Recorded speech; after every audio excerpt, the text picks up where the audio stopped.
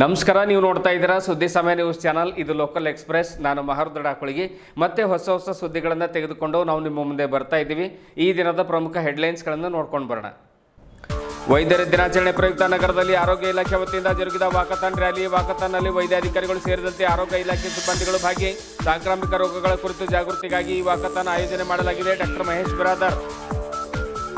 ಮೂಡಾ ಹಗರಣ ಪ್ರಯುಕ್ತ ಬೆಂಗಳೂರಿನಿಂದ ಮೈಸೂರುವರೆಗೆ ನಡೆಯುವ ಪಾದಯಾತ್ರೆಯಲ್ಲಿ ಪಾಲ್ಗೊಳ್ಳಲು ಬೀದರ್ನಿಂದ ನೂರಾರು ಮುಖಂಡರು ಭಾಗಿ. ಭಾರತೀಯ ಜನತಾ ಪಕ್ಷದ ವಿಭಾಗೀಯ ಪ್ರಭಾರಿ ಈಶ್ವರ್ ಸಿಂಗ್ ಠಾಕೂರ್ ನೇತೃತ್ವದಲ್ಲಿ ಮೈಸೂರು ಚಲೋ. ಸಿಎಂ ರಾಜೀನಾಮೆ ನೀಡಿ ಸಿಬಿಐ ತನಿಖೆಗೆ ಸಹಕರಿಸಲಿ ಈಶ್ವರ್ ಸಿಂಗ್ ಠಾಕೂರ್. 371 ಸಮರ್ಪಕ ಜಾರಿಗಾಗಿ ಅಹಿಂದ ಚಿಂತಕರ ವೇದಿಕೆ ವತಿಯಿಂದ ಸುದ್ದಿಗೋಷ್ಠಿ ಮೂಲಕ ಆಗ್ರಹ. ನಗರದಲ್ಲಿ ಜಾಗೃತಿ ಮೂಡಿಸಲು ಆಗಸ್ಟ್ 13ರಿಂದ ದಿವಂಗತ ವೈಜನಾಥ್ ಪಾಟೀಲರ ಸಮಾಧಿಯಿಂದ ಜ್ಯೋತಿ ಯಾತ್ರೆ ಆರಂಭ. ಆಗಸ್ಟ್ 29ರಂದು ಬೆಂಗಳೂರಿನಲ್ಲಿ ಧರಣಿ. ಸೈಬಣ್ಣ ಜಮಾದಾರ್. ಸಿಎಂ ಸಿದ್ದರಾಮಯ್ಯ ಮೇಲೆ ಅಧಿಕಾರದ ಆಸೆಯಿಂದ ಗೂಬೆ ಕೂರಿಸುವ ಯತ್ನ ನಡೀತಾ ಇದೆ. ಸೂಕ್ತ ತನಿಖೆಗಾಗಿ ಸಿಎಂ ಅವರೇ ಆಗ್ರಹ ಮಾಡಿದ್ದಾರೆ. ಆಗಸ್ಟ್ 5ರಂದು ನಗರದಲ್ಲಿ ಬೃಹತ್ ಪ್ರತಿಭಟನೆ ನಡೆಸಲಾಗುವುದು. ಅಮೃತರಾವ್ ಚಿಂಕೋಡೆ. 26 ವರ್ಷ ಸೇವೆ ಸಲ್ಲಿಸಿದ ಸಹ ಶಿಕ್ಷಕ ವಿಜಯಕುಮಾರ್ ಸ್ವಾಮಿ ನಿವೃತ್ತಿ ಸಮಾರಂಭ. ನೇಳಗಿ ಸರ್ಕಾರಿ ಹಿರಿಯ ಪ್ರಾಥಮಿಕ ಶಾಲೆಯಲ್ಲಿ ಹೃದಯ ಸ್ಪರ್ಶಿ ಬೀಳ್ಕೊಡುಗೆ. ಮಕ್ಕಳಿಗೆ ಟೈ ಬೆಲ್ಟ್ ಗುರುತಿನ ಚೀಟಿ ವಿತರಿಸಿ ಮಾದರಿಯಾದ ಸ್ವಾಮಿಯವರು. ಬೀದಿ ವ್ಯಾಪಾರಿಗಳನ್ನು ಖಾಲಿ ಮಾಡಿಸಿ 4 ತಿಂಗಳಾದರೂ ರಸ್ತೆ ಪಕ್ಕದಲ್ಲಿ ಇಂದಿಗೂ ಚರಂಡಿ ವ್ಯವಸ್ಥೆ ಆಗಿಲ್ಲ. ಬೀದರ್ ಜಿಲ್ಲೆ ಔರಾದ್ ಪಟ್ಟಣದಲ್ಲಿ ಚರಂಡಿ ನೀರು ರಸ್ತೆ ಮೇಲೆ ಹರಿತಾ ಇವೆ. ಮಲೇರಿಯಾ ಡೆಂಗು ಹರಡುವ ಸಾಧ್ಯತೆ ಇದೆ. ಸಾರ್ವಜನಿಕರಿಂದ ಅಸಮಾಧಾನ. ವಾರ್ತೆಗಳ ವಿವರಗಳನ್ನು ನೋಡ್ಕೊಂಡು ಬರೋಣ. ವೈದ್ಯರ ದಿನಾಚರಣೆ ಪ್ರಯುಕ್ತವಾಗಿ ಬೀದರ್ ನಗರದಲ್ಲಿ ಆರೋಗ್ಯ ಇಲಾಖೆ ವತಿಯಿಂದ ವಾಕಥಾನ್ ಅನ್ನು ಹಮ್ಮಿಕೊಳ್ಳಲಾಗಿತ್ತು. ನಗರದ ಆರೋಗ್ಯ ಮತ್ತು ಕುಟುಂಬ ಕಲ್ಯಾಣ ಇಲಾಖೆಯ ಅಧಿಕಾರಿಗಳ ಒಂದು ಕಚೇರಿಯಲ್ಲಿ ವಾಕಥಾನ್ಗೆ ಚಾಲನೆ ನೀಡಲಾಯಿತು. ಡಿಎಚ್ಒ ಕಚೇರಿಯಿಂದ ಅಂಬೇಡ್ಕರ್ ವೃತ್ತದ ಮಾರ್ಗವಾಗಿ ಜಿಲ್ಲಾಧಿಕಾರಿಗಳ ಕಚೇರಿ ಮೂಲಕ ಹರಳೆಯ ವೃತ್ತಕ್ಕೆ ಸುತ್ತುವರೆದು ಪುನಃ ಡಿಎಚ್ಒ ಕಚೇರಿಗೆ ವಾಕಥಾನ್ ತೆರಳಿ ಅಲ್ಲಿ ಮುಕ್ತಾಯಗೊಂಡಿತು. ಈ ವೇಳೆ ಮಾತನಾಡಿದ ಜಿಲ್ಲಾ ಶಸ್ತ್ರಚಿಕಿತ್ಸಕ ಡಾಕ್ಟರ್ ಮಹೇಶ್ ಬಿರಾದರ್ ಅವರು ಸಾಂಕ್ರಾಮಿಕ ಮತ್ತು ಅಸಾಂಕ್ರಾಮಿಕ ರೋಗಗಳ ಕುರಿತು ಜನರಲ್ಲಿ ಜಾಗೃತಿಯನ್ನು ಮೂಡಿಸಲಿಕ್ಕೆ ಹಾಗೂ ರೋಗಗಳ ತಡೆ, ಮುಂಜಾಗ್ರತಾ ಕ್ರಮ, ಪರಿಹಾರದ ಕುರಿತು ಜನರಲ್ಲಿ ತಿಳುವಳಿಕೆ ಮೂಡಿಸಲಿಕ್ಕೆ ಈ ವಾಕಥಾನ್ ಅನ್ನು ಆಯೋಜನೆ ಮಾಡಲಾಗಿದೆ. ಆರೋಗ್ಯ ಇಲಾಖೆಯ ನೂರಾರು ಸಿಬ್ಬಂದಿಗಳು ಪಾಲ್ಗೊಂಡು ಇದನ್ನು ಯಶಸ್ವಿಗೊಳಿಸಿದ್ದಾರೆ ಎನ್ನುವಂಥ ಮಾತನ್ನು ಹೇಳಿದರು. ಇದೇ ಸಂದರ್ಭದಲ್ಲಿ ಡಿಎಚ್ಒ ಕಚೇರಿ ಸೇರಿದಂತೆ ವಿವಿಧ ಆರೋಗ್ಯ ಇಲಾಖೆಯ ಸಿಬ್ಬಂದಿಗಳು ಕೂಡ ಈ ಸಂದರ್ಭದಲ್ಲಿ ಹಾಜರಿದ್ದರು.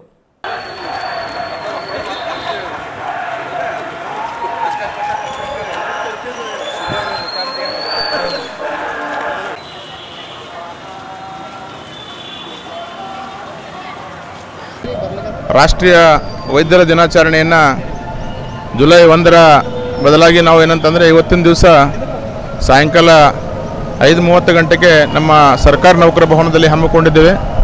ಆ ಒಂದು ವೈದ್ಯ ದಿನಾಚರಣೆ ನಿಮಿತ್ತವಾಗಿ ನಾವೇನಂತಂದರೆ ಇವತ್ತು ಮ್ಯಾರಥಾನ್ ಮಾಡ್ತಾ ಇದ್ದೀವಿ. ಇದರ ಉದ್ದೇಶ ಏನಂತಂದರೆ ಸಾರ್ವಜನಿಕರ ವಾಕಥಾನ್. ಇದರ ಉದ್ದೇಶ ಏನಂತಂದರೆ ಸಾರ್ವಜನಿಕರಲ್ಲಿ ಆರೋಗ್ಯದ ಬಗ್ಗೆ ಅರಿವು ಮೂಡಿಸ್ತಕ್ಕಂಥದ್ದು. ಎಲ್ಲ ಸಾಂಕ್ರಾಮಿಕ ಅಸಾಂಕ್ರಾಮಿಕ ರೋಗಗಳ ಬಗ್ಗೆ ಏನಂತಂದರೆ ಎಲ್ಲ ಸಾರ್ವಜನಿಕರಲ್ಲಿ ಒಂದು ಏನಂತಾರೆ ಅರಿವು ಮೂಡಿಸ್ತಕ್ಕಂಥ ನಮ್ಮ ಮುಖ್ಯ ಉದ್ದೇಶವಾಗಿದೆ.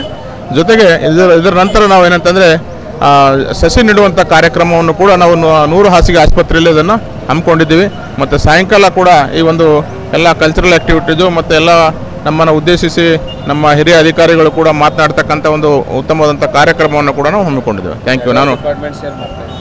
ನಾವು ಆರೋಗ್ಯ ಇಲಾಖೆ ಅಷ್ಟೇ, ಬೀದರ್ ಜಿಲ್ಲೆ ಆರೋಗ್ಯ ಇಲಾಖೆಯಲ್ಲಿ ಕೆಲಸ ಮಾಡ್ತಕ್ಕಂಥ ಎಲ್ಲ ವೈದ್ಯರು ಸೇರಿಕೊಂಡು ನಮ್ಮ ಕರ್ನಾಟಕ ರಾಜ್ಯ ವೈದ್ಯಾಧಿಕಾರಿಗಳ ಸಂಘ ಬೀದರ್ ಶಾಖೆ ವತಿಯಿಂದ ಈ ಕಾರ್ಯಕ್ರಮವನ್ನು ಆಯೋಜನೆ ಮಾಡಿದ್ದೀವಿ. ಸಾಂಕ್ರಾಮಿಕ ರೋಗಗಳ ಬಗ್ಗೆ ಜನರಿಗೆ ಏನು ಹೇಳ್ತಾ ಇದೆ ಸರ್? ಸಾಂಕ್ರಾಮಿಕ ರೋಗ ಈಗಾಗಲೇ ನಮ್ಗೆ ಗೊತ್ತಿದೆ. ಡೆಂಗ್ಯೂ ಪ್ರಕರಣಗಳು ನಮ್ಮ ರಾಜ್ಯದಂತ ಹೆಚ್ಚಿಗೆ ಆಗ್ತಾ ಇದೆ. ಅದು ಆಗಲಿಕ್ಕೆ ಕಾರಣ ಏನು, ಅದನ್ನು ತಡೆಗಟ್ಟಲಿಕ್ಕೆ ನಾವು ಏನು ಕ್ರಮ ತಗೊಳ್ಬೇಕು, ಮತ್ತು ಅದು ಒಂದು ವೇಳೆ ಡೆಂಗ್ಯೂ ರೋಗ ಬಂದರೂ ಕೂಡ ನಾವು ಅವನ್ನು ಚಿಕಿತ್ಸೆ ಮಾಡಲಿಕ್ಕೆ ಯಾವ ರೀತಿ ಸಜ್ಜಾಗಿದ್ದೀವಿ ಅನ್ನೋ ಬಗ್ಗೆ ನಾವು ಜನರಿಗೆ ಸಾರ್ವಜನಿಕರಿಗೆ ಏನಂದ್ರೆ ಮಾಹಿತಿಯನ್ನು ಕೊಡ್ತಾ ಇದ್ದೀವಿ. ಜನರಿಗೆ ಯಾವ ರೀತಿ ಅವರು ಹುಷಾರಾಗಿರಬೇಕು ಅಂತೇಳಿ ಯಾವ ರೀತಿ ಈ ಸೊಳ್ಳೆ ನಿಯಂತ್ರಣ ಮಾಡ್ತಕ್ಕಂಥದ್ದು, ಅವರ ಸುತ್ತಲ ಪರಿಸರವನ್ನು ಸ್ವಚ್ಛವಾಗಿಟ್ಕೊಳ್ತಕ್ಕಂಥದ್ದು ಅದನ್ನು ಮಾಡಬೇಕು. ಮತ್ತು ಸ್ವಲ್ಪ ಲಕ್ಷಣಗಳು ಕಂಡು ಬಂದಲ್ಲಿ ತಕ್ಷಣ ಸಮೀಪದ ವೈದ್ಯರಿಗೆ ಸಂಪರ್ಕಿಸುವ ಮುಖಾಂತರ ಏನಂತಂದರೆ ಸೂಕ್ತ ತಪಾಸಣೆ ಮಾಡಿಕೊಂಡು ಚಿಕಿತ್ಸೆಯನ್ನು ಪಡಿತಕ್ಕಂಥದ್ದು ಬಹಳ ಅವಶ್ಯಕವಾಗಿದೆ.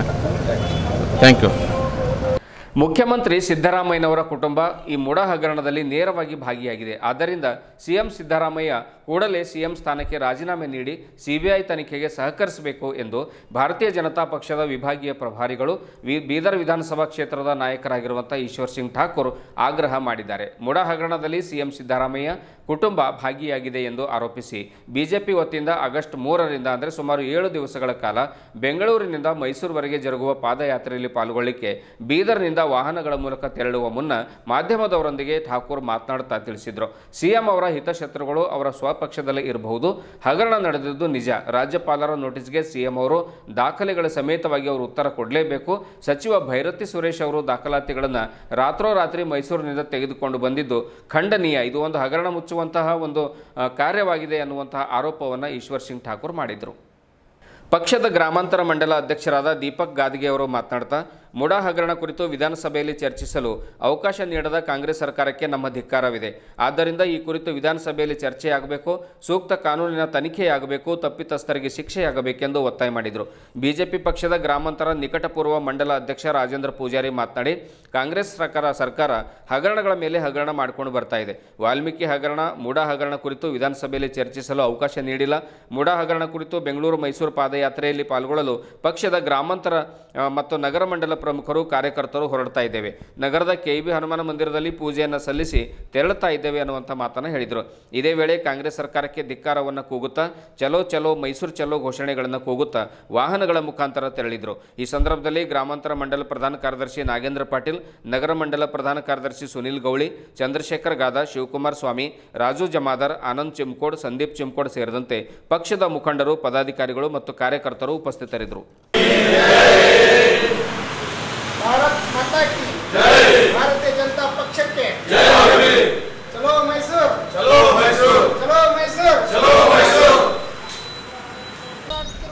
पक्षಕ್ಕೆ चलो मैसूर यात्राಗೆ मैसूर ಪಾದಯಾತ್ರೆಗೆ ಭ್ರಷ್ಟ ಕಾಂಗ್ರೆಸ್ ಸರ್ಕಾರ ವಿರುದ್ಧ ಹೋರಾಡುವ ಪಕ್ಷಕ್ಕೆ ಭಾರತೀಯ ಜನತಾ ಪಕ್ಷಕ್ಕೆ ಕಾಂಗ್ರೆಸ್ಸಿನ ಸಿದ್ದರಾಮಯ್ಯ ನೇತೃತ್ವದ ಸರ್ಕಾರ ಬಂದಾಗಿನಿಂದ ಒಂದಿಲ್ಲ ಒಂದು ಹಗರಣದಲ್ಲಿ ಭಾಗಿಯಾಗಿದ್ದು ಇವತ್ತು ದೇಶದ ಮುಂದೆ ರಾಜ್ಯದ ತಲೆಯನ್ನು ತಗ್ಗಿಸುವಂಥ ಕೆಲಸವನ್ನು ಕಾಂಗ್ರೆಸ್ ಮಾಡಿದೆ. ನೇರವಾಗಿ ವಾಲ್ಮೀಕಿ ಹಗರಣದ ಬಗ್ಗೆ ವಿಧಾನಸಭೆಯಲ್ಲಿ ನೇರವಾಗಿ 100 ಕೋಟಿ ಮೇಲೆ ಹಗರಣ ಆಗಿಲ್ಲ, 87 ಕೋಟಿ ಹಗರಣ ಆಗಿದೆ ಅನ್ನುವಂತಹ ಒಪ್ಪಿಗೆಯನ್ನು ಮುಖ್ಯಮಂತ್ರಿ ಕೊಡ್ತಾರೆ. ಅಂದರೆ ಯಾವ ಮಟ್ಟಕ್ಕೆ ಅಂದರೆ ಹಗರಣ, ಒಬ್ಬ ದಲಿತ ಅಧಿಕಾರಿ ತನ್ನ ಪ್ರಾಣವನ್ನು ಕಳ್ಕೊಂಡ್ರು ಆ ಹಗರಣದಲ್ಲಿ.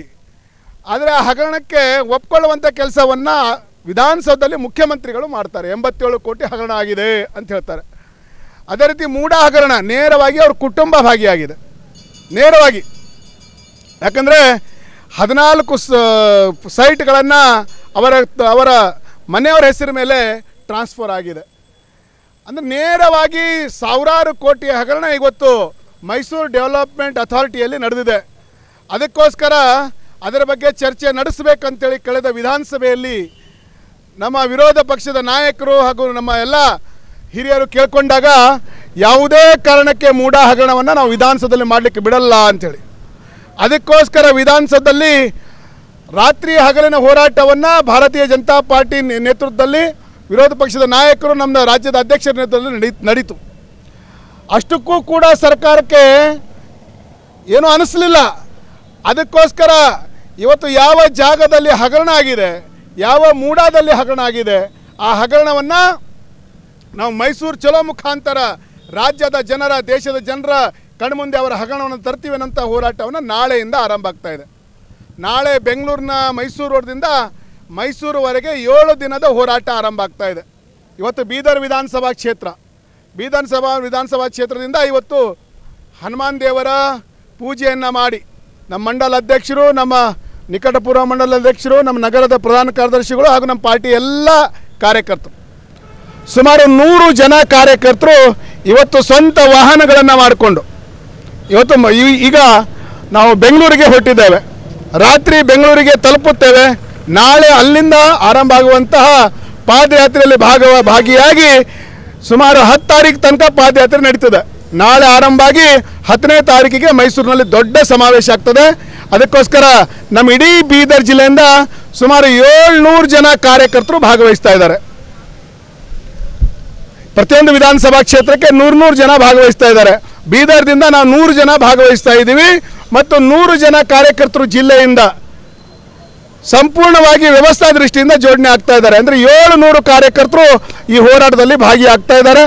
ಇವತ್ತು ನಾನು ಸಿದ್ದರಾಮಯ್ಯ ಸರ್ಕಾರಕ್ಕೆ ಹೇಳಿಕ್ಕೆ ಇಚ್ಛೆ ಪಡ್ತೇನೆ, ನಿಮಗೆ ಸ್ವಲ್ಪ ಆದರೂ ಮಾನ ಮರ್ಯಾದೆ ಇದ್ದರೆ ನೇರವಾಗಿ ನಿಮ್ಮ ಕುಟುಂಬ ಈ ಭ್ರಷ್ಟಾಚಾರದಲ್ಲಿ ಭಾಗಿಯಾಗಿದೆ, ನೀವು ರಾಜೀನಾಮೆಯನ್ನು ಕೊಟ್ಟು ಪಾರದರ್ಶಕ CBI ತನಿಖೆಗೆ ಅವಕಾಶ ಮಾಡಿ ಕೊಡಬೇಕನ್ನುವಂಥ ಬೇಡಿಕೆಯನ್ನು ನೀಡ್ತಾ ಇದ್ದೇನೆ. ಈಗ CM ಚೇರ್ ಮೇಲೆ ಟಾವೆಲ್ ಹಾಕಿದವರೇ ಅವರೇ ಸ್ವಪಕ್ಷದವರೇ ಇದನ್ನು ಎಬ್ಬಿಸಿದ್ದಾರೆ ಅಂತ ಅನ್ನುವಂಥ ಆರೋಪ ಇದೆ.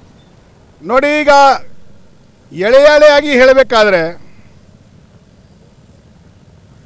ಮೂಡ ಹಗರಣದ ದಾಖಲಾತಿಗಳು ಮೊನ್ನೆ ಸಭೆ ನಡೆದಾಗ, ಪೂರ್ವಭಾವಿ ಸಭೆ ನಡೆದಾಗ ಯಾವ ರೀತಿ ಹಂತ ಹಂತವಾಗಿ ಅದನ್ನು ರೂಲ್ಸ್ಗಳನ್ನು ವೈಲೇಷನ್ ಮಾಡಿ ಅದನ್ನು ಪಡೆದಿದ್ದಾರೆ ಅಂಥೇಳಿ. ಬಹುಶಃ ಅವ್ರ ಶತ್ರುಗಳು, ಅವರ ಹಿತಶತ್ರು ಕಾಂಗ್ರೆಸ್ನಲ್ಲೇ ಇರ್ಬೋದು, ಆದರೆ ಹಗರಣ ಆಗಿದಂತೂ ಸತ್ಯ. ವಾಲ್ಮೀಕಿ ಹಗರಣ ಇವರೇ ಒಪ್ಕೊಂಡಿದ್ದಾರೆ, ಈ ಹಗರಣ ಇವರು ಕುಟುಂಬಕ್ಕೆ ಅಂಟ್ಕೊಂಡಿದೆ. ಅದಕ್ಕೋಸ್ಕರ ನೈತಿಕ ಹೊಣೆ ಹೊತ್ತು ಇವರು ರಾಜೀನಾಮೆನ ಕೊಡಬೇಕು. ರಾಜ್ಯಪಾಲರು ಒಂದು ವಾರದೊಳಗಾಗಿ ಒಂದು ಅದು ಉತ್ತರ ಕೊಡಬೇಕು ದಾಖಲೆ ಸಮೇತ ಅಂತ ಹೇಳಿದ್ದಾರೆ. ಕೊಡದೇ ಇದ್ರೆ ಏನಾಗ್ತದೆ ಸರ್? ಕೊಡಲೇಬೇಕು. ಯಾಕಂದರೆ ಒಂದು ಮುಖ್ಯಮಂತ್ರಿ ಸ್ಥಾನ ರಾಜ್ಯ ನಡೆಸುವಂಥ ಸ್ಥಾನ, ಅವರು ದಾಖಲಾತಿಗಳನ್ನು ಕೊಡಲೇಬೇಕು. ಯಾಕಂದರೆ ಅವ್ರು ಕೊಡಲಿಕ್ಕೆ ಸಾಧ್ಯನೇ ಇಲ್ಲ. ಸಾಕಷ್ಟು ಹಗರಣಗಳನ್ನು ಮಾಡಿದ್ದಾರೆ. ರಾತ್ರೋರಾತ್ರಿ ಕಡತಗಳನ್ನು ಅವರ ಆಪ್ತ ಸಚಿವರಾದಂಥ ಬೈರತಿ ಸುರೇಶ್ ಅವರು ಮೈಸೂರಿಗೆ ಹೋಗಿ ಕಡತವನ್ನು ಎತ್ಕೊಂಡು ಬಂದಿದ್ದಾರೆ. ಅಂದರೆ ಅದನ್ನು ಹೇಗೆ ನಾವು ಮುಚ್ಚಾಕಬೇಕಂತೇಳಿ, ಯಾವುದು ಈ ಹಗರಣ ಮುಚ್ಚಲ್ಲ. ಇದಕ್ಕೆ ನಿಶ್ಚಿತವಾಗಿ ಅವ್ರಿಗೆ ಸ್ವಲ್ಪ ಆದರೂ ರಾಜ್ಯದ ಘನತೆ ಬಗ್ಗೆ ಗೌರವ ಇದ್ದರೆ ರಾಜೀನಾಮೆಯನ್ನು ಕೊಡಬೇಕು. ಸಚಿವ ಸಂಪುಟದ ಒಂದು ತೀರ್ಮಾನ ಸಭೆ ಮೂಲಕ ರಾಜ್ಯಪಾಲರಿಗೆ ಮಣಿಸಲಿಕ್ಕೆ ಏನಾದರೂ ಪ್ರಯತ್ನ ಮಾಡ್ತಾ ಇದ್ದಾರೆ CM ಅವರು? ನೋಡಿ, ಅವರು ಏನು ಪ್ರಯತ್ನ ಮಾಡಬೇಕು ಮಾಡ್ತಾರೆ. ಆದರೆ ನಮ್ಮ ವಿರೋಧ ಪಕ್ಷದಲ್ಲಿ ನಾವಿದ್ದೇವೆ. ನಮ್ಮ ಕೆಲಸ ಏನು? ಅವರು ಮಾಡಿದಂತಹ ಭ್ರಷ್ಟಾಚಾರಗಳನ್ನು ಎತ್ತಿ ಜನರ ಮುಂದೆ ಇಡೋದು.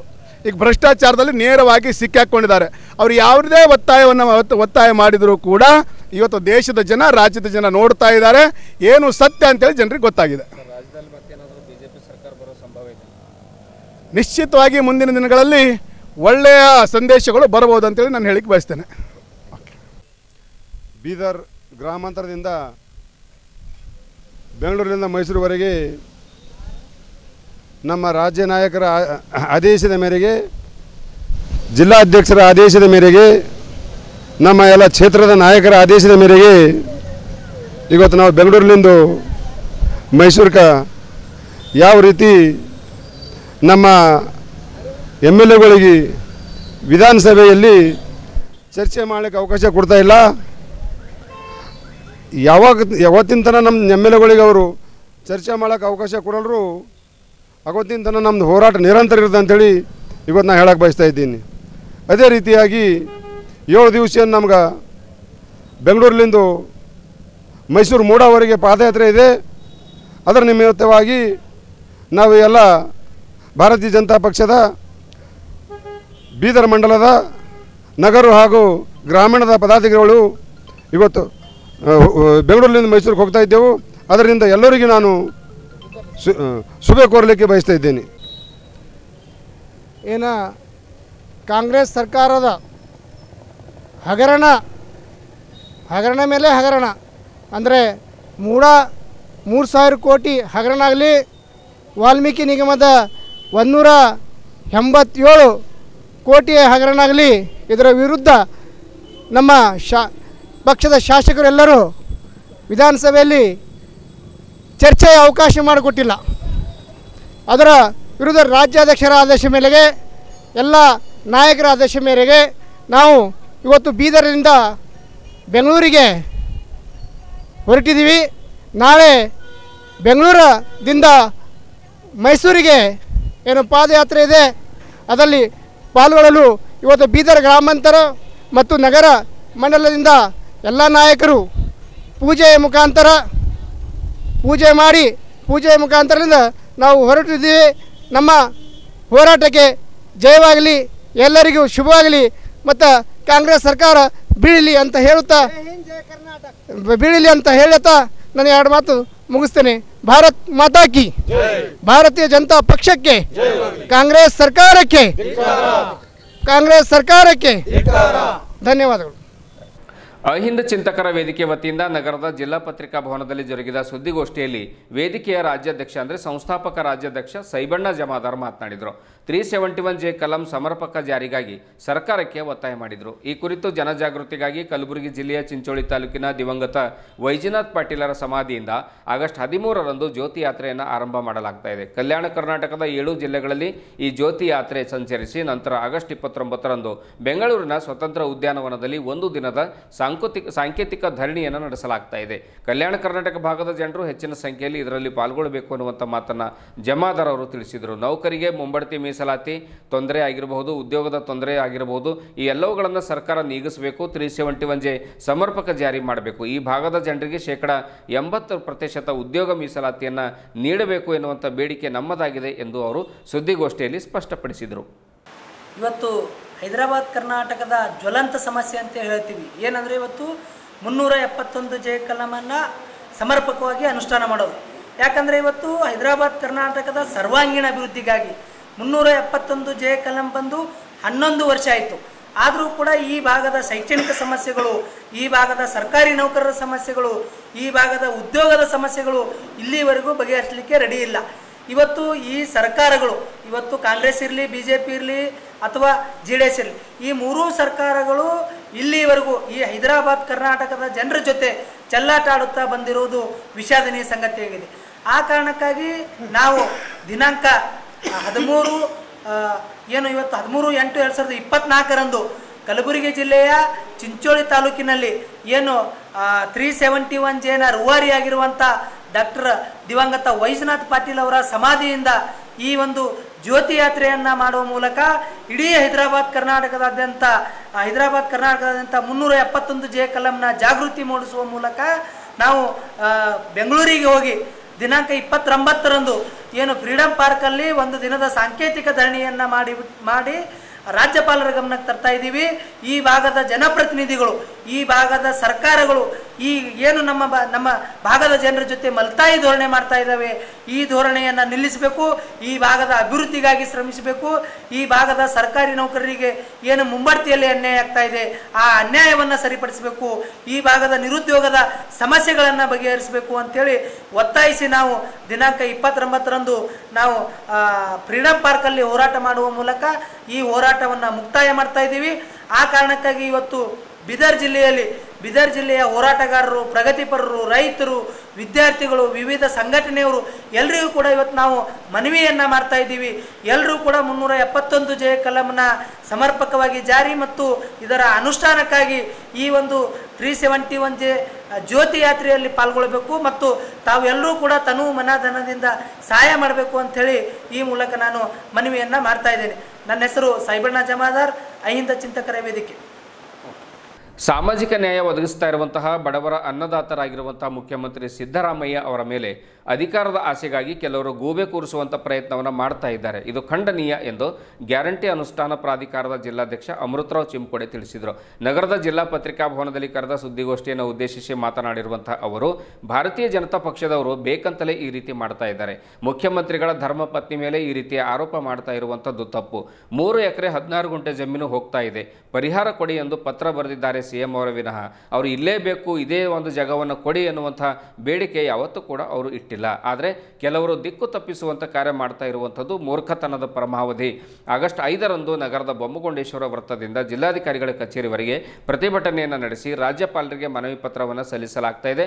ರಾಷ್ಟ್ರಪತಿಗಳು ಕೂಡ ಈ ವಿಷಯದಲ್ಲಿ ಅವರು ಬಂದು ಇದಕ್ಕೆ ಒಂದು ನ್ಯಾಯ ಒದಗಿಸಿಕೊಡುವಂಥ ಕೆಲಸವನ್ನು ಮಾಡಬೇಕಾಗಿದೆ. ಈ ನಿಟ್ಟಿನಲ್ಲಿ ನಾವು ಪತ್ರವನ್ನು ನೀಡ್ತಾ ಇದ್ದೇವೆ. ಇದೇ ವೇಳೆ ಮಲ್ಲಿಕಾರ್ಜುನ್ ಬಿರಾದಾರ್ ಸೇರಿದಂತೆ ಸಂಘಟನೆಗಳ ಪ್ರಮುಖರು ಕೂಡ ಹಾಜರಿದ್ದರು. ಆಮೇಲೆ ಗೊಂಡ ವಿದ್ಯಾರ್ಥಿಗಳ ಸಂಘ ಆಗಿರಬಹುದು, ಗೊಂಡಪರ ಸಂಘಟನೆಗಳು ಇರಬಹುದು, ಇನ್ನಿತರ ಎಲ್ಲ ಒಂದು ಸಂಘಟನೆಗಳ ವತಿಯಿಂದ ಸುದ್ದಿಗೋಷ್ಠಿಯನ್ನು ನಡೆಸಿದರು. ಅವತ್ತಿನ ಆಗಸ್ಟ್ 5ರ ಒಂದು ಹೋರಾಟದಲ್ಲಿಯೂ ಕೂಡ ಈ ಎಲ್ಲ ಸಂಘಟನೆಗಳು ಪಾಲ್ಗೊಳ್ಳುತ್ತವೆ ಅನ್ನುವಂಥ ಮಾತನ್ನು ಅಮೃತರಾವ್ ಚಿಮ್ಕೋಡೆ ಅವರು ಹೇಳಿದರು. ಕಲ್ಕೊಂಡಿದ್ದೀವಿ. ಅನೇಕ ಮೀಡಿಯಾಗಳಲ್ಲಿ ರಾತ್ರಿ ನ್ಯೂಸಲ್ಲಿ ನೋಡ್ತಾ ಇದ್ದೀವಿ. ಸಿದ್ದರಾಮಯ್ಯ ಅವರ ಮೇಲೆ ಮೂಡಾ ಹಗರಣದಲ್ಲಿ ಅವರ ಧರ್ಮಪತ್ನಿಯಾಗಿರ್ತಕ್ಕಂಥವರಿಗೆ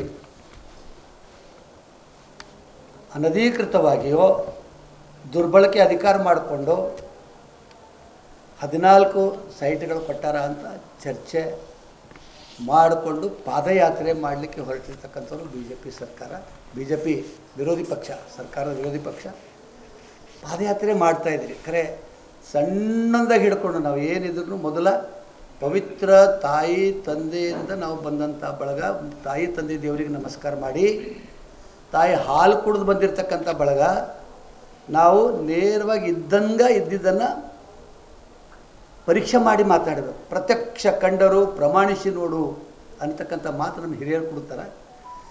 ಚರ್ಚೆ ಮಾಡಿಕೊಂಡು ನಾವು ಓದ್ತೇವೆ, ನಿಮ್ಮಿಂದ ಮುಖಾಂತರ ನೋಡ್ತಾ ಇದ್ದೀವಿ, ಪತ್ರಿಕೆಯಲ್ಲಿ ನೋಡ್ತಾ ಇದ್ದೀವಿ. ನಾವೇನು ಪಾಪ ಕ್ಲಾಸ್ಮೇಟ್ ಇಲ್ಲ, ಮೂಡೋದಾಗ ನಾವು ಮೆಂಬರ್ಸ್ ಇಲ್ಲ, ಮತ್ತೊಂದಿಲ್ಲ, ಶಾಸಕರಿಲ್ಲ, ವಿರೋಧ ಪಕ್ಷದಾಗಿಲ್ಲ, ಮತ್ತೊಂದಿಲ್ಲ. ಆದರೂ ಸಹಿತ ತಮ್ಮ ಮುಖಾಂತರ ತಿಳ್ಕೊಳ್ತಾ ಇದ್ದೀವಿ, ಪಾರ್ವತಿ ತಾಯಿಯವರು ಅವ್ರದ್ದು 3 ಎಕರೆ 16 ಗುಂಟೆ ಜಮೀನ ಸರ್ಕಾರ ವಶಪಡಿಸಿಕೊಂಡಿತ್ತು ಅಂತ ಬರ್ತಾಯಿದೆ. ವಶಪಡಿಸ್ಕೊಳ್ಳೋದ್ರಾಗ ಅಧಿಕೃತ ಅನಧಿಕೃತ ಮಾಡಿರ್ತಾರೆ. ಈಗ ನಮ್ಮ ಬೀದರ್ದಲ್ಲಿ ಇರ್ಬೋದು, ಎಲ್ಲ ಕಡೆ ಇರ್ಬೋದು, ನನಗೆ ಗೊತ್ತಿಲ್ಲ. ಸರ್ಕಾರ ವಶಪಡಿಸ್ಕೊಂಡಿರ್ತಕ್ಕಂಥ ಸಂದರ್ಭದಲ್ಲಿ ಅವ್ರಿಗೆ ಪರಿಹಾರನೂ ಕೊಡಬೇಕು ಅನ್ನೋದೊಂದು ಇರ್ತದೆ. 3 ಎಕರೆ 16 ಗುಂಟೆ ಹೋಗಿದ ನಂತರ 2017 ತಮ್ಮ ಮಾಧ್ಯಮ ಮುಖಾಂತರ ನೋಡಿದ್ವಿ. 17ರಲ್ಲಿ ಸಿದ್ದರಾಮಯ್ಯವರು ಮುಖ್ಯಮಂತ್ರಿ ಇದ್ದಾಗ ಅವರು ನನ್ನ ಈ ಥರ 3 ಎಕರೆ 16 ಗುಂಟೆ ಜಮೀನು ಹೋಗಿದೆ, ನಮಗೇನು ಪರಿಹಾರ ಕೊಡ್ತೀನಿ ಅಂತ ಅಪ್ಲಿಕೇಶನ್ ಹಾಕಿದ್ದಾರೆ. ಹೊರತಾಗಿ ಇಂಥ ಪ್ಲೇಸ್ನಲ್ಲಿ ಕೊಡಿ, ಇಷ್ಟೇ ನಮಗೆ ಸೈಟ್ ಕೊಡಿ, ಈ ಜಾಗದಲ್ಲೇ ಕೊಡಬೇಕು ಅಂತ ಕೇಳಿಲ್ಲ ಅಂಥೇಳಿ ನಮ್ಮ ಪೊನ್ನಣ್ಣ ಅವರು ಮಾತಾಡೋದು ಕೇಳಿದ್ವಿ, ಮಾಧ್ಯಮದಲ್ಲಿ ಬರ್ತಾ ಇದೆ. ಪ್ರಯತ್ನವನ್ನು ಈ BJP ಸರ್ಕಾರ ಮಾಡ್ತಾ ಇದೆ. ಅದಕ್ಕಾಗಿ ಇವತ್ತೇನಂತಂದ್ರೆ ಇಂಥ ಒಂದು ಕೆಟ್ಟ BJP ಇವತ್ತ ಯಡಿಯೂರಪ್ಪರ ಜೈಲಿಗೆ ಹೋಗಿ ಬಂದರು, ಅನೇಕ BJP ಅವರು ಜೈಲಲ್ಲಿ ಹೋಗಿ ಬಂದಿದ್ದಾರೆ. ಆದರೆ ಈ ಮುಖ್ಯಮಂತ್ರಿಯವ್ರಿಗೆ ಹೆಂಗೆ ಮಾಡಬೇಕೆಂಬ ದುರುದ್ದೇಶ ಇದೆ. ಅದಕ್ಕಾಗಿ ಇವರ ದುರುದ್ದೇಶ ಯಾವುದು ಹುರುಳಿಲ್ಲ.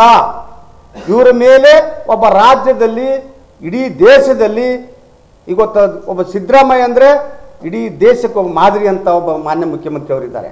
ಇವತ್ತು ಇದ್ರ ವಿರುದ್ಧ ನಾವು ಇವ್ರ ಮೇಲೆ ಯಾವುದೇ ರೀತಿಯಿಂದ ನಮ್ಮ ಸಮಾಜ ಅಥವಾ ಹಿಂದುಳಿದ ವರ್ಗ ಅಥವಾ ಬಡವರು ಇವತ್ತು ಅವ್ರ ಜೊತೆ ಇದ್ದಾರೆ.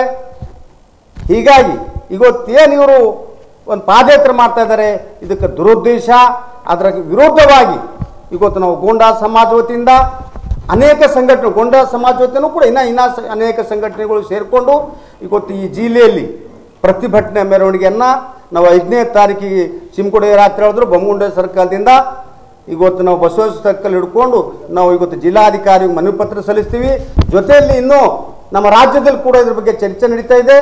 ನಮ್ಮ ಇಡೀ ಪ್ರದೇಶ ಕುರುಬರ ಸಂಘ ಹಾಗೂ ಹಿಂದುಳಿದ ವರ್ಗದವರು, ಅಲ್ಪಸಂಖ್ಯಾತರು, ಅನೇಕ ಸಂಘಟನೆಗಳು ಸೇರಿ 7ನೇ ತಾರೀಕಿಗೆ ಕೂಡ ಇನ್ನೂ ಕಾರ್ಯಕ್ರಮ ಏನಂದ್ರೆ ರಾಜಭವನ್ ಚಲೋ ಕೂಡ ಕಾರ್ಯಕ್ರಮ. ನಿರಂತರವಾಗಿ 26 ವರ್ಷಗಳ ಕಾಲ ಸುದೀರ್ಘ ಸೇವೆಯನ್ನು ಸಲ್ಲಿಸಿ ನಿವೃತ್ತಿಯನ್ನು ಹೊಂದುತ್ತಿರುವಂತಹ ಸಹ ಶಿಕ್ಷಕ ವಿಜಯಕುಮಾರ್ ಸ್ವಾಮಿಯವರ ಮುಂದಿನ ಜೀವನ ಉಜ್ವಲವಾಗಿರಲಿ ಎಂದು ಕ್ಷೇತ್ರ ಸಮನ್ವಯಾಧಿಕಾರಿ ಮನೋಹರ್ ಹೋಳ್ಕರ್ ಅವರು ತಿಳಿಸಿದರು.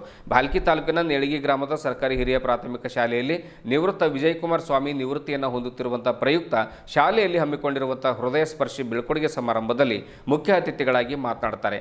ಇದೇ ವೇಳೆ ಅಕ್ಷರ ದಾಸೋಹ ಸಹಾಯಕ ನಿರ್ದೇಶಕ ಮಲ್ಲಿನಾಥ್ ಸಜ್ಜನ್ ಅವರು ಕೂಡ ಮಾತನಾಡ್ತಾರೆ. ಮಕ್ಕಳಲ್ಲಿ ಮಕ್ಕಳಾಗಿ ಬೆರೆತು ಸ್ವಾಮಿಯವರು ಪಾಠವನ್ನು ಮಾಡ್ತಾ ಇದ್ರು. ಮಕ್ಕಳ ಅಚ್ಚುಮೆಚ್ಚಿನ ಶಿಕ್ಷಕರಾಗಿ ನೇಳಿಗೆಯಲ್ಲಿ 8 ವರ್ಷಗಳ ಕಾಲ ಸೇವೆಯನ್ನು ಸಲ್ಲಿಸಿದ ಎಲ್ಲರ ಹೃದಯವನ್ನು ಗೆದ್ದಿದ್ದಾರೆ ಎನ್ನುವಂಥ ಮಾತನ್ನು ಹೇಳಿದರು. ಶಿಕ್ಷಕ ವೃತ್ತಿಯ ಜೊತೆಗೆ ಅವರು ಸಾಹಿತ್ಯ ಕ್ಷೇತ್ರದಲ್ಲಿಯೂ ಕೂಡ ತನ್ನನ್ನು ತಾನು ತೊಡಗಿಸಿಕೊಂಡು ಸಾಹಿತ್ಯ ಸೇವೆಯೂ ಕೂಡ ಮಾಡಿರುವಂಥದ್ದು ಶ್ಲಾಘನೀಯ ಕಾರ್ಯ ಎನ್ನುವಂಥ ಮಾತನ್ನು ಅವರು ಹೇಳಿದರು.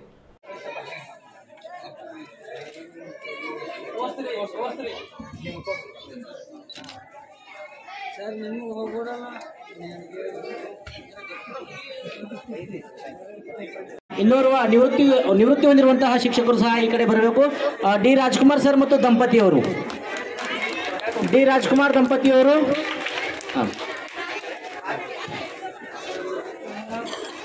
ಇದೀಗ ನಮ್ಮ ಪ್ರಾಥಮಿಕ ಶಾಲಾ ಶಿಕ್ಷಕರ ಸಂಘದ ಅಧ್ಯಕ್ಷರಾಗಿರುವಂತಹ ರಾಜ್ಕುಮಾರ್ ಪಾಟೀಲ್ ಸರ್ ಅವರು,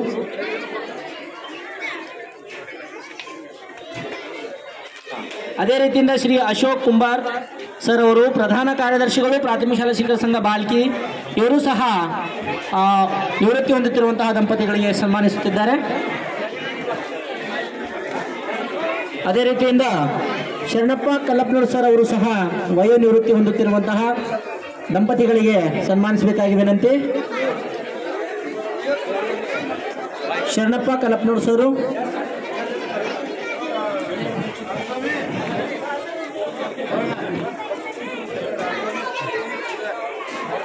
ಫೋಟೋ ತಗೊಮೇನಿಯಲ್ಲ ಅದೇ ರೀತಿಯಿಂದ ಸೇವೆಗೆ ಸೇರ್ತೀವಿ, ಕಡ್ಡಾಯವಾಗಿ ನಿವೃತ್ತಿಯನ್ನು ಹೊಂದ್ತೀವಿ. ಹಾಗೆ ಇವತ್ತಿನ ದಿವಸ ನಿನ್ನೆ ದಿವಸ ನಮ್ಮ ವಿಜಯಕುಮಾರ್ ಸೂಗಾ ಸರ್ ಅವರು ನಿವೃತ್ತಿಯನ್ನು ಹೊಂದಿದ್ದಾರೆ. ವಿಜಯಕುಮಾರ್ ಸೂಗಾ ಸರ್ ಅವರು ಬರೀ ಶಿಕ್ಷಕರಷ್ಟೇ ಅಲ್ಲ, ಅವರೊಬ್ಬ ಸಾಹಿತಿಗಳು ಕೂಡ. ಯಾಕಂದರೆ ನಮಗೆ ಅವರಿಗೆ ನಿಕಟವಾದಂಥ ಸಂಪರ್ಕ ಇದೆ. ಸಾಹಿತ್ಯ ಪರಿಷತ್ನಲ್ಲಿ ವೀರಶೆಟ್ಟಿ ಭಾಗ್ಯವರ ಅಧ್ಯಕ್ಷ ಇದ್ದಾಗ ನಾನು ಸೆಕ್ರೆಟರಿ ಇದ್ದೆ.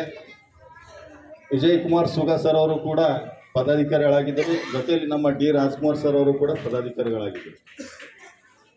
ಸೂಗಾ ಸರ್, ಡಿ ರಾಜ್ಕುಮಾರ್ ಜೋಡಿ ಎತ್ತುಗಳಿದ್ದಂಗೆ ನಮ್ಮ ತಾಲೂಕಿನಲ್ಲಿ ಒಳ್ಳೆ ಹೆಸರನ್ನು ಪಡೆದಿರೋಂಥವ್ರು, ಒಳ್ಳೆ ಕೆಲಸವನ್ನು ಮಾಡಿರೋಂಥವ್ರು, ಅವ್ರ ಕೆಲಸದ ಮುಖಾಂತರ ಹೆಸರನ್ನು ಪಡೆದಿರುವಂಥವ್ರು. ಇವ್ರ ಜೊತೆಯಲ್ಲಿ ಪಂಚಾಯತ್ ಸ್ವಾಮಿ ಒಬ್ಬರು ಇದ್ದರು, ನಮ್ಮ ಸ್ನೇಹಿತರು. ಅವರು ಬಹಳ ಒಳ್ಳೆಯ ರೀತಿಯಲ್ಲಿ ಕೆಲಸವನ್ನು ಮಾಡಿದರು. ಅವ್ರ ಜೊತೆ ನಮ್ಮ ಸೂಗಾ ಸರ್ ಅವರು ರುದ್ನೂರಿನಲ್ಲಿ ಒಳ್ಳೆ ಕೆಲಸಗಳನ್ನು ಮಾಡಿ ಹೆಸರನ್ನು ಪಡೆದಿರೋಂಥವ್ರು. ಯಾವುದೇ ತೊಂದರೆ ಇಲ್ಲದೇನೆ ಮಕ್ಕಳಿಗೆ ಇಷ್ಟು ಸರಳವಾಗಿ ಕಲಿಕೆಯನ್ನು ಮಾಡಿಸಿದ್ದಾರೆ ಅಂದರೆ ಅದು ಹೇಳಕ್ಕೆ ಬರಲ್ಲ. ಅಷ್ಟೊಂದು ಕೆಲಸವನ್ನು ಅವರು ಮಕ್ಕಳಿಗಾಗಿ ಮಾಡಿದ್ದಾರೆ, ಒಳ್ಳೆಯ ಸೇವೆಯನ್ನು ಮಾಡಿದ್ದಾರೆ. ಅವರಿಗೆ ದೇವರು ಮುಂದಿನ ದಿನಗಳಲ್ಲಿ ಹೆಚ್ಚಿನ ಆಯುಷು, ಆರೋಗ್ಯ, ಭಾಗ್ಯವನ್ನು ಕೊಟ್ಟು ಕಾಪಾಡಲಿ ಅಂತ ಆ ದೇವರಲ್ಲಿ ಪ್ರಾರ್ಥಿಸಿ ನಾನು 2 ಮಾತುಗಳನ್ನು ಮುಗಿಸ್ತೇನೆ. ಎಲ್ಲರಿಗೂ ಶಿಕ್ಷಕರ ಮೇಲೆ ಇದೆ ಅಂತಕ್ಕಂಥ ನಾನು ಭಾವಿಸ್ತೇನೆ. ಇಷ್ಟೊಂದು ಜನ ತಾವೆಲ್ಲ ಬರಲಿಕ್ಕೆ ಕಾರಣ ಅಂದರೆ ಶ್ರೀ ವಿಜಯಕುಮಾರ್ ಸ್ವಾಮಿಯವರು ತಮ್ಮ ಒಂದು ಗ್ರಾಮದಲ್ಲಿ ಅತ್ಯಂತ ಪವಿತ್ರವಾದಂಥ ಕಾರ್ಯವನ್ನು ಮಾಡಿ ಮಕ್ಕಳ ಒಂದು ಭವಿಷ್ಯ ರೂಪಿಸುವಲ್ಲಿ ಯಶಸ್ವಿಯಾಗಿ ಕಾರ್ಯ ಮಾಡಿದ್ದು ಈ ಒಂದು ಉದಾಹರಣೆ ಅಂತಕ್ಕಂಥದ್ದು ನಾನು ಹೇಳ್ತಾ ಇದ್ದೇನೆ. ನಿಜವಾಗಿ ಏಳ್ಗಿ ಶಾಲೆ ಅಂತಂದರೆ ನಾವು ಡಿ ರಾಜ್ಕುಮಾರ್ ಅವರು ನೆನಪಿಸ್ಕೊಳ್ಬೇಕು. ಅವರು ಮತ್ತು ಅವರು ತಮ್ಮ 2 ಜೋಡೆತ್ತಿದ್ದಂಗೆ ಮಕ್ಕಳ ಸಮಗ್ರ ಅಭಿವೃದ್ಧಿಗಾಗಿ ಅವರೇನಪ್ಪ ಅಂದ್ರೆ ಅನೇಕ ಕಾರ್ಯಕ್ರಮ ಹಮ್ಮಿಕೊಂಡು ನಮ್ಮನ್ನೆಲ್ಲ ಇಲ್ಲಿ ಹಲವಾರು ಸರಿ ಕರೆಸಿ ವೇದಿಕೆ ಕೂಡ ಹಂಚಿಕೊಂಡು ನಾವೆಲ್ಲ ನೆನಪಿಸ್ಕೊಳ್ಬೇಕಾಗ್ತದೆ. ಹಾಗಾಗಿ ಅವೆಲ್ಲರೇನಪ್ಪ ಅಂದ್ರೆ ಇಲ್ಲಿ ಸಹಕಾರ ಸಹಬಾಳ್ವೆಯಿಂದ ಇರ್ತಾರೆ ಅಂತಕ್ಕಂಥದ್ದು ನಾನು ಭಾವಿಸ್ತೇನೆ. ಶ್ರೀ ರಾಜ್ಕುಮಾರ್ ಅವರು ಎಲ್ಲೇ ಇರಲಿ, ಅವರು ಒಳ್ಳೆ ರೀತಿ ಕಾರ್ಯ ಮಾಡಿದ ಇಡೀ ನಮ್ಮ ತಾಲೂಕಾ ಜನ ಶಿಕ್ಷಕರು ಅವ್ರನ್ನ ಮೆಚ್ಕೊಳ್ತಾ ಇದ್ದಾರೆ. ಅದೇ ಒಂದು ಹಾದಿಯಲ್ಲಿ ಇವತ್ತು ನೋಡ್ತಾ ಇದ್ದೀವಿ, ಅವರು ನಮ್ಮ ವಿಜಯಕುಮಾರ್ ಸರ್ ಅವರು ಕವನಗಳು ಸಾಕಷ್ಟು ಬರೆದಿದ್ದಾರೆ. ನಿಜವಾಗಿ ಪ್ರಾಥಮಿಕ ಶಾಲಾ ಶಿಕ್ಷಕರಂದರೆ ತನ್ನ ವೃತ್ತಿ, ಸಂಬಳ ಈ ರೀತಿ ನಾವು ಭಾವಿಸಿ ಹೋಗ್ತಿದೆ. ಅದ್ರ ಜೊತೆಗೆ ಏನಪ್ಪ ಅಂದ್ರೆ ಅವನು ಕವನ ಸಾಹಿತ್ಯ ಕ್ಷೇತ್ರ ಕಡೆ ಅವರು ಕೂಡ ಒಲವಹಿಸಿದ್ದು ನಾನು ಹೀಗೆ ನಾವು ಮನಗಂಡಿದ್ದೇನೆ. ಆ ನಿಟ್ಟಿನಲ್ಲಿ ಅವರು ಏನಪ್ಪ ಅಂದ್ರೆ ಒಂದು ಈ ಶಾಲೆಯಲ್ಲಿ ಸುಮಾರು ವರ್ಷಗಳ ಕಾಲ ಸೇವೆ ಸಲ್ಲಿಸಿ ಮಕ್ಕಳ ರೂಪಿಸುವಲ್ಲಿ ಒಳ್ಳೆಯ ಕಾರ್ಯ ಮಾಡಿದ್ದು ನಾವೆಲ್ಲ ಶ್ಲಾಘನೀಯ ಅಂತಕ್ಕಂಥ ನಾವು ಭಾವಿಸ್ತೇವೆ. ಆ ಒಂದು ನಿಟ್ಟಿನಲ್ಲಿ ಇವತ್ತು ಅವರು ನಿವೃತ್ತಿ ಆಗ್ತಾ ಇದ್ದಾರೆ. ಅವರು ಕೂಡ ಮುಂದೆ ಕೂಡ ಏನಪ್ಪ ಅಂದ್ರೆ ನಿವೃತ್ತಿಯಲ್ಲಿ ಅವ್ರ ಪ್ರವೃತ್ತಿಯಲ್ಲಿ ಬೆಳೀಲಿ, ನಿವೃತ್ತಿ ಜೀವನದಲ್ಲಿ ಅವರಿಗೆ ದೇವರು ಆಯುಷ್ಯ ಆರೋಗ್ಯ ಕೊಟ್ಟು ಕಾಪಾಡಲಿ ಅಂತಕ್ಕಂಥ ಆಶಿಸ್ತಾ ನನ್ನ ಮಾತು ಮುಗಿಸ್ತೇನೆ. ಜೈ ಹಿಂದ್, ಜೈ ಕರ್ನಾಟಕ. ಔರಾದ್ ಪಟ್ಟಣದ ಮುಖ್ಯ ರಸ್ತೆ ಅಕ್ಕಪಕ್ಕದಲ್ಲಿರುವಂತಹ ಬೀದಿ ವ್ಯಾಪಾರಿಗಳನ್ನು ತೆರವು ಮಾಡಿ ಸುಮಾರು 4 ತಿಂಗಳೇ ಗತಿಸಿತು. ಆದರೆ ಇಲ್ಲಿಯವರೆಗೆ ರಸ್ತೆಯ ಪಕ್ಕದಲ್ಲಿ ಯಾವುದೇ ಚರಂಡಿ ವ್ಯವಸ್ಥೆ ಮಾಡಿಲ್ಲ. ಚರಂಡಿ ವ್ಯವಸ್ಥೆ ಮಾಡದ ಕಾರಣ ರಸ್ತೆಯಲ್ಲಿ ನೀರು ನಿಂತು ಆ ಚರಂಡಿಯಲ್ಲಿರುವಂತಹ ಅಂದರೆ ರಸ್ತೆ ಪಕ್ಕದಲ್ಲಿರುವಂತಹ ನೀರು, ಗಲೀಜು ನೀರು ರಸ್ತೆ ಮೇಲೆ ಹಾದು ಸಾರ್ವಜನಿಕರಿಗೆ ಡೆಂಗು, ಮಲೇರಿಯಾ, ವಾಂತಿ ಭೇದಿ ಬರ್ತಾ ಇದೆ. ಚರಂಡಿ ನೀರು ನಿಂತು ಗಬ್ಬು ವಾಸನೆ ಕೂಡ ಬರ್ತಾ ಇದೆ. ಇದರಿಂದ ಸಾರ್ವಜನಿಕರಿಗೆ ತೀವ್ರ ತೊಂದರೆ ಕೂಡ ಆಗ್ತಾ ಇದೆ. ಪಟ್ಟಣ ಪಂಚಾಯತಿ ಮುಖ್ಯಾಧಿಕಾರಿಗಳು ಕೂಡಲೇ ಒಳಚರಂಡಿ ವ್ಯವಸ್ಥೆಯನ್ನು ಮಾಡಬೇಕು. ಬೀದಿ ವ್ಯಾಪಾರಿಗಳಿಗೆ ಬೇರೆ ಒಂದು ಅನ್ಯಥಾ ಜಾಗದ ವ್ಯವಸ್ಥೆಯನ್ನು ಮಾಡಿಕೊಡಬೇಕು. ಇನ್ನು ವ್ಯಾಪಾರಿಗಳು ರಸ್ತೆ ಪಕ್ಕದಲ್ಲೇ ಕೆಲವರು ಕುಳಿತಿದ್ದಾರೆ, ಅವರನ್ನು ಕೂಡ ತೆರವುಗೊಳಿಸಬೇಕು. ಇಲ್ಲವಾದಲ್ಲಿ ಪಟ್ಟಣ ಪಂಚಾಯಿತಿ ಎದುರು ಧರಣಿ ಸತ್ಯಾಗ್ರಹವನ್ನು ಮಾಡಲಾಗುವುದು ಎಂದು ಶರಣಪ್ಪ ಪಾಟೀಲ್, ಸುನಿಲ್ ಮಿತ್ರ, ಗಣಪತಿ ಬೇಲೂರೆ, ದಿಗಂಬರ್ ಕೊಕ್ಕಲ್ಗಾಂವ್, ಧನರಾಜ್ ಪಾಟೀಲ್, ಅವಿನಾಶ್ ಮೋಚಿ ಸೇರಿದಂತೆ ಇನ್ನು ಅನೇಕ ಜನರು ಈ ರೀತಿಯ ಒತ್ತಾಯವನ್ನು ಮಾಡಿದ್ದಾರೆ. ಈ ಸಂದರ್ಭದಲ್ಲಿ ಇವರೆಲ್ಲರೂ ಕೂಡ ಹಾಜರಿದ್ದರು. ಸರ್ ಅವ್ರದ್ದಾಗ ಕಾರ್ನರ್ ಮೇಲೆ ಡಬ್ಬಿತ್ರಿ ಸರ್, ಎಲ್ಲರೂ ಎಪ್ಸರ್, ನಂದೇ ಒಬ್ಬರದ್ದು ಎಪ್ಸರ್, ಬಾಕಿ ಅದ ಸರ್ ಕೂಡ್ಗೂಡಲ್ಲಾರ ಎಲ್ಲ ಜಾಗ ತೋರಿಸ್ತಂದ್ರೆ ಎಲ್ಲೂ ಜಾಗ ತೋರಿಸಿಲ್ಲ. ಕೂಡ್ಲಾಸಲಕ್ಕೆ ಜಾಗ ಮಾಡಿಕೊಡು ಅಂತ ಹೇಳ್ತೀರಿ ಸರ್ ಆಫೀಸ್. 4 ತಿಂಗಳಾದ ಬೇಕಾರಿದ್ದ ಸರ್, ರೋಡ್ ಮೇಲಿದ್ದ 4 ತಿಂಗಳಾಯ್ತು. ಸಂಘ ವ್ಯಾಪಾರ ಇಲ್ಲ ಸರ್, ಎಲ್ಲೂ ಕಾರೋಬಾರ ಇಲ್ಲ, ಬೇಕಾರಿದ್ದ. ಬಾಕಿದವರೆಲ್ಲ ಮನೆ ಬಂದು ನಡೆದವ್ರು. ಕೆಲಸ ಮಾಡ್ಲಿಕ್ಕೆಲ್ಲೂ ಜಾಗ ಇಲ್ಲ, ಕೂಡ್ಲಾಕೆಲ್ಲಾರ ಜಾಗ ಕೊಡು ಅಂತ ಹೇಳ್ತೀವಿ. ಚಿಪ್ಪಲ್ ಸರ್ ಕೇಳಿ ಚಿಪ್ಪಲ್ ಸರ್ ಏನಂತಾರೆ? ಚಿಪ್ಪಲ್ ಸರ್ ಬೇಡ ಕೂಡ್ಬೇಡ ಅಂತಾರೆ ಸರ್. ಎಲ್ಲರದ್ದು ಕಾರೋಬಾರ್ ಚಲೋದ ಸರ್. ನಂದು ಕಾರೋಬಾರ್ ಎಲ್ಲರೂ ತೆಗೆದಾರೆ, ಇನ್ನು ಒಬ್ಬರು ತೆಗೆದಾರ? ನಂದು ಒಬ್ಬಂದ ಇದ್ದು ಸರ್. ಎಲ್ಲ ಇಂದ ಎಲ್ಲರೂ ಕಾರೋಬಾರ್ ಏನು ದಿಗಂಬರ್ ಸರ್. ಅವರು ಅವ್ರ ಸರ್.